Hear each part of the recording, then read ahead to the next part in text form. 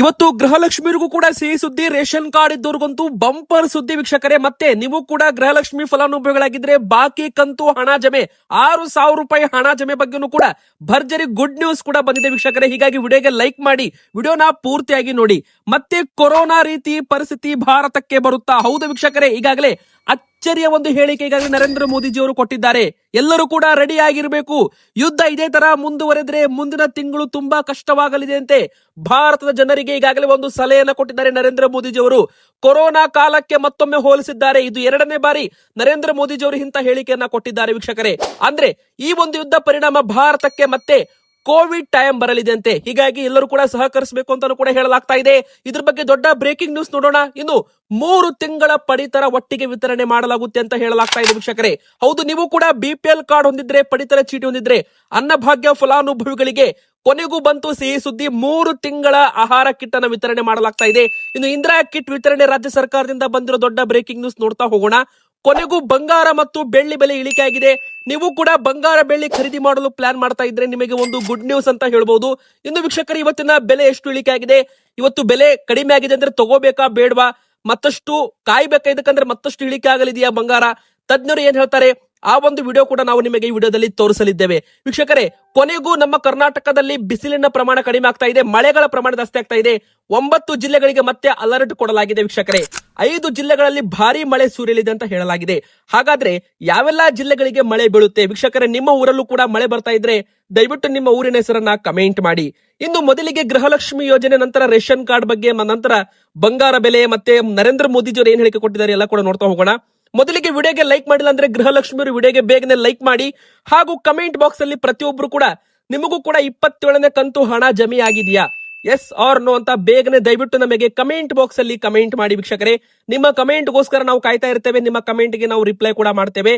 ಹಾಗೆ ನಮ್ಮ ಚಾನೆಲ್ ಗೆ ದಯವಿಟ್ಟು ಸಬ್ಸ್ಕ್ರೈಬ್ ಆಗಿ ಪಕ್ಕದಲ್ಲಿ ಕಾಣುವ ಬೆಲ್ ಬಟನ್ ಕೂಡ ಒತ್ತಿ. ಬನ್ನಿ, ಮೊದಲಿಗೆ ಗೃಹಲಕ್ಷ್ಮಿಯರಿಗೆ 6,000 ರೂಪಾಯಿ ಹಣ ಜಮೆ ಆಗೋ ಬಗ್ಗೆ ಒಂದು ದೊಡ್ಡ ಬ್ರೇಕಿಂಗ್ ನ್ಯೂಸ್ ಬಂದಿದೆ ವೀಕ್ಷಕರೇ. ಮೊದಲಿಗೆ ನಿಮ್ಮ ಅಕೌಂಟ್ ನೀವು ಚೆಕ್ ಮಾಡ್ಕೋಬೇಕು ಈ ವಿಡಿಯೋ ಮುಗಿದ ಮೇಲೆ. ಈಗಾಗಲೇ ನಿಮಗೆ ಫೆಬ್ರವರಿ ತಿಂಗಳಲ್ಲಿ 4,000 ರೂಪಾಯಿ ಹಣ ಜಮೆ ಆಗಿದ್ರೆ, ಮಾರ್ಚ್ ತಿಂಗಳಲ್ಲಿ 2,000 ರೂಪಾಯಿ ಜಮೆ ಆಗಿದ್ರೆ ನಿಮಗೆ 27 ಕಂತು ಹಣ ಕಂಪ್ಲೀಟ್ ಆಗಿ ಬಂದಿದೆ ಅಂತ ಅರ್ಥ. ಹೀಗಾಗಿ ವೀಕ್ಷಕರೇ, ನಿಮಗೇನಾದ್ರೂ ಮಾರ್ಚ್ ತಿಂಗಳಲ್ಲಿ ಹಣ ಬಂದಿಲ್ಲ ಅಂದ್ರೆ ಇನ್ನು 2,000 ರೂಪಾಯಿ ಬರಲಿದೆ ಅಂತ ಅರ್ಥ. ಸಿಂಪಲ್ ಆಗಿ ಹೇಳ್ಬೇಕಂದ್ರೆ 2 ತಿಂಗಳ ಗ್ಯಾಪ್ ನಲ್ಲಿ 6,000 ರೂಪಾಯಿ ಗೃಹಲಕ್ಷ್ಮಿಯರಿಗೆ ಜಮೆ ಮಾಡಲಾಗಿದೆ ವೀಕ್ಷಕರೇ. ಎಲ್ಲಾ ಅಕೌಂಟ್ಗೂ ಕೂಡ ಹಣ ಜಮೆ ಮಾಡಿದ್ದೇವೆ ಅಂತ ಸರ್ಕಾರದಿಂದ ಅಪ್ಡೇಟ್ ಕೂಡ ಬಂದಿದೆ. 27ನೇ ಕಂತು ಹಣ ಈಗಾಗಲೇ ಬಿಡುಗಡೆಯಾಗಿ ತುಂಬಾ ದಿನ ಆಗಿದ್ದು 15, 18ನೇ ತಾರೀಕಿನ ಒಳಗೆ ಪ್ರತಿಯೊಂದು ಅಕೌಂಟ್ಗೂ ಕೂಡ ಜಮೆ ಆಗಿದೆ.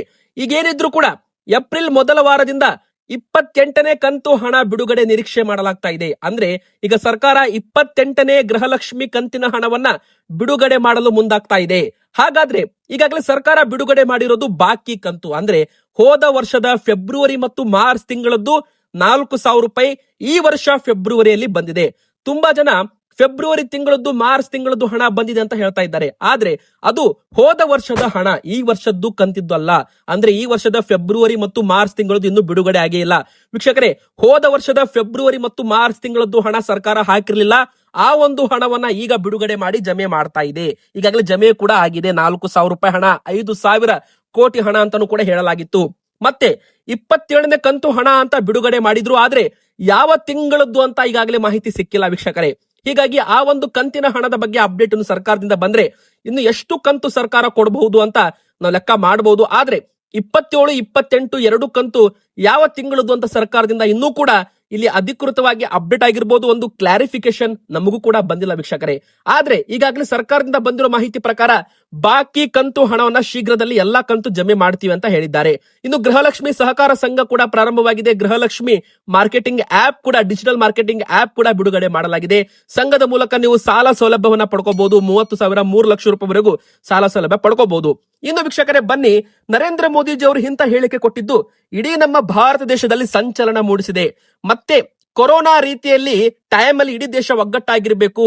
ಯುದ್ಧ ಹೀಗೆ ಮುಂದುವರೆದ್ರೆ ಮುಂದಿನ ತಿಂಗಳು ತುಂಬಾ ಕಷ್ಟವಾಗಲಿದೆ ಅಂತ ನಾವ್ ಹೇಳ್ತಾ ಇಲ್ಲ, ನರೇಂದ್ರ ಮೋದಿಜಿ ಅವರೇ ಇಂಥ ಒಂದು ಹೇಳಿಕೆಯನ್ನ ಕೊಟ್ಟಿದ್ದಾರೆ ವೀಕ್ಷಕರೇ.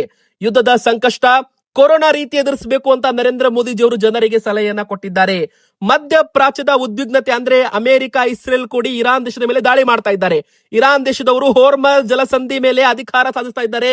ಹೋರ್ಮಜ್ ಜಲಸಂಧಿ ಬಂದ್ ಮಾಡಿದ್ದೇ ಭಾರತಕ್ಕೆ ದೊಡ್ಡ ಆತಂಕಕಾರಿ ವಿಷಯ ಅಂತಾನು ಕೂಡ ಇಲ್ಲಿ ಹೇಳ್ಬೋದು. ಈಗಾಗಲೇ ಲೋಕಸಭೆ ಮೂಲಕವೇ ನರೇಂದ್ರ ಮೋದಿಜಿ ಅವರು ಒಂದು ಹೇಳಿಕೆಯನ್ನ ಕೊಟ್ಟಿದ್ದಾರೆ. ಕೊಲ್ಲಿ ಅಮೆರಿಕ ಇರಾನ್ ಮಧ್ಯೆ ಯುದ್ಧ ಮುಂದುವರೆದ ಹಿನ್ನೆಲೆ ಭಾರತ ಕೊರೋನಾ ಸೋಂಕು ಎದುರಿಸಿದ ರೀತಿಯಲ್ಲಿ ಈ ಪರಿಸ್ಥಿತಿ ನಿಭಾಯಿಸಬೇಕು ಅಂತ ಪ್ರಧಾನಿ ಮೋದಿ ಅವರು ಸೋಮವಾರ ಲೋಕಸಭೆ ಮುಖಾಂತರ ದೇಶದ ಜನತೆಗೆ ಸಲಹೆ ಕೊಟ್ಟಿದ್ದಾರೆ. ಈಗಾಗಲೇ ನಿಮಗೆಲ್ಲ ಗೊತ್ತಿರೋ ಹಾಗೆ ಗ್ಯಾಸ್ ಸಿಲಿಂಡರ್ ಶಾರ್ಟೇಜ್ ಇಂದಾಗಿ ಹೋಟೆಲ್ಗಳು ಬಂದ್ ಆಗ್ತಾ ಇದ್ದಾವೆ. ಕೇಂದ್ರ ಸರ್ಕಾರ ಗ್ಯಾಸ್ ಸಿಲಿಂಡರ್ ಸಮಸ್ಯೆ ಇದೆ ಅಂತ ಒಪ್ಪಿಕೊಂಡಿದೆ. ಹೌದು, ಈಗಾಗಲೇ ಕೇಂದ್ರ ಸರ್ಕಾರ ಒಪ್ಪಿಕೊಂಡಿದೆ ಕಮರ್ಷಿಯಲ್ ಗ್ಯಾಸ್ ಸಿಲಿಂಡರ್ ಸಮಸ್ಯೆ ಆಗ್ತಾ ಇದೆ. ಯಾಕಂದ್ರೆ ಹೋರ್ಮಜ್ ಜಲಸಂಧಿ ಮೂಲಕ ಹಡಗುಗಳು ಬರ್ತಾ ಇಲ್ಲ. ಭಾರತದಲ್ಲಿ ಸಾಕಷ್ಟು ಪ್ರಮಾಣದಲ್ಲಿ ಅನಿಲ ದಾಸ್ತಾನ್ ಇಲ್ಲ. ಅದಕ್ಕೆ ಇದು ಕಾರಣವಾಗಿದೆ.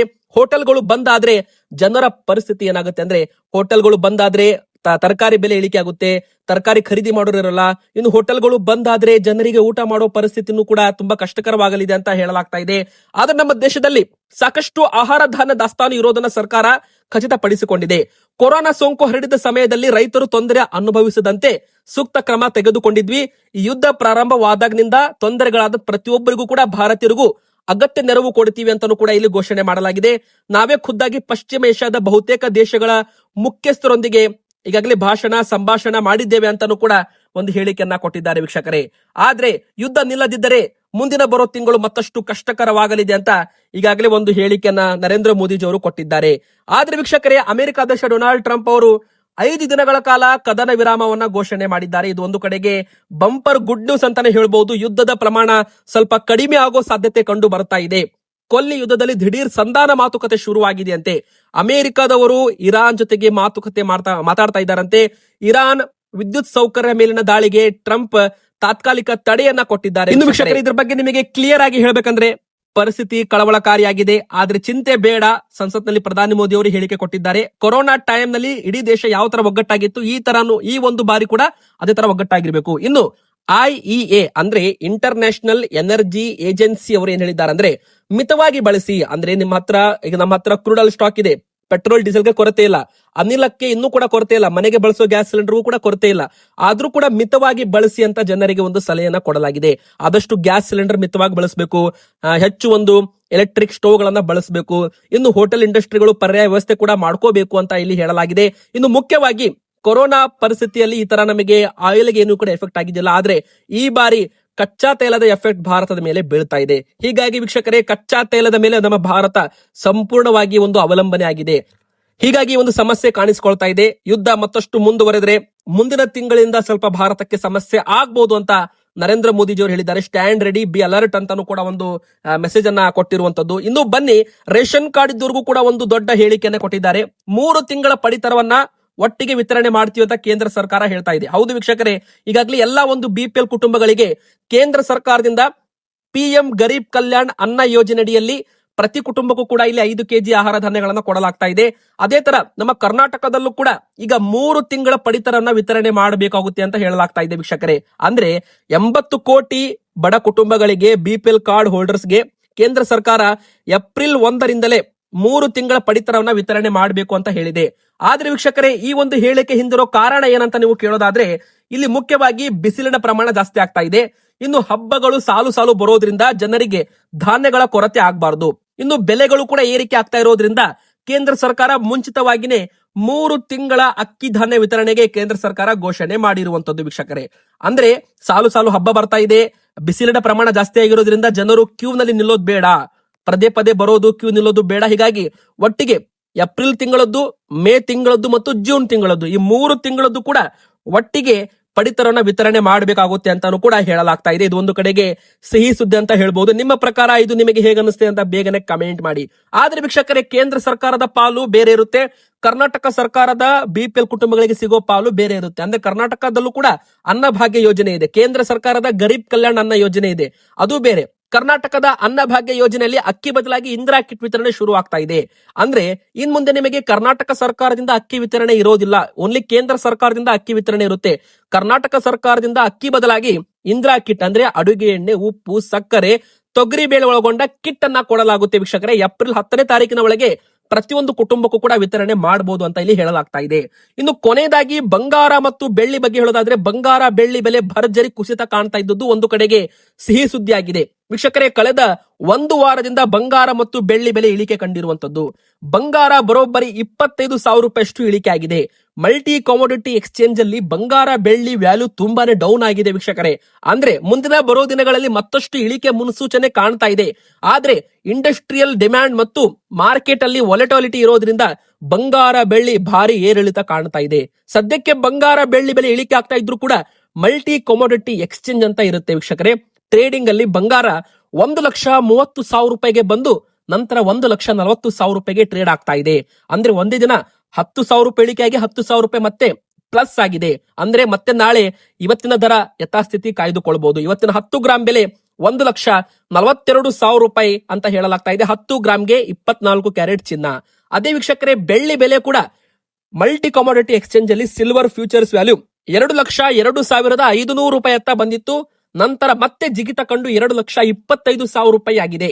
ಆದ್ರೆ ಈಗ 2,30,000 ರೂಪಾಯಿ ಹತ್ತ ಟ್ರೇಡ್ ಆಗ್ತಾ ಇದೆ. ಅಂದ್ರೆ ಬೆಳ್ಳಿ ಬೆಲೆ ಕೂಡ ಮತ್ತೆ ಇಲ್ಲಿ ಏರುಮುಖದಲ್ಲಿ ಸಾಗ್ತಾ ಇದೆ. ಕಳೆದ ಒಂದು ತಿಂಗಳಲ್ಲಿ ಬೆಳ್ಳಿ ಬೆಲೆ ಬರೋಬ್ಬರಿ 80,000 ರೂಪಾಯಿ ಅಷ್ಟು ಕುಸಿತ ಕಂಡಿರುವಂತದ್ದು. ಅಂದ್ರೆ 3,20,000 ರೂಪಾಯಿಂದ ದಿಢೀರನೆ 2,02,000 ರೂಪಾಯಿಗೆ ಬಂದು ಈಗ ಮತ್ತೆ 2,25,000 ರೂಪಾಯಿ ಅಂತ ಸಾಗ್ತಾ ಇದೆ. ಆದ್ರೆ ಫಿಸಿಕಲ್ ಮಾರ್ಕೆಟ್ ಅಲ್ಲಿ ನೀವೇನಾದ್ರೂ ಆಭರಣ ಖರೀದಿ ಮಾಡ್ತೀರಾ ಅಥವಾ ಏನಾದ್ರೂ ಒಂದು ಸಿಲ್ವರ್ ಬೆಳ್ಳಿಯ ಸಾಮಾನುಗಳನ್ನ ಖರೀದಿ ಮಾಡ್ತೀರಾ ಅಂದ್ರೆ ಬೆಲೆ ಇವತ್ತಿದ್ದು 1 ಕೆಜಿಗೆ 2,40,000 ರೂಪಾಯಿ. ಇದ್ರ ಮೇಲೆ 3% GST ಮೇಕಿಂಗ್ ಚಾರ್ಜಸ್ ಬೇರೆ ಇರುತ್ತೆ. ಇವತ್ತಿಗೆ ಇಷ್ಟ ಆಗಿತ್ತು. ನಿಮ್ಮ ಪ್ರಕಾರ ಬಂಗಾರದ ಸರಿಯಾದ ಬೆಲೆ ಏನಾಗಬೇಕು ಅಂತ ಕಮೆಂಟ್ ಮಾಡಿ, ವಿಡಿಯೋಗೆ ಲೈಕ್ ಮಾಡಿ, ನಮ್ಮ ಚಾನಲ್ಗೆ ದಯವಿಟ್ಟು ಸಬ್ಸ್ಕ್ರೈಬ್ ಆಗಿ.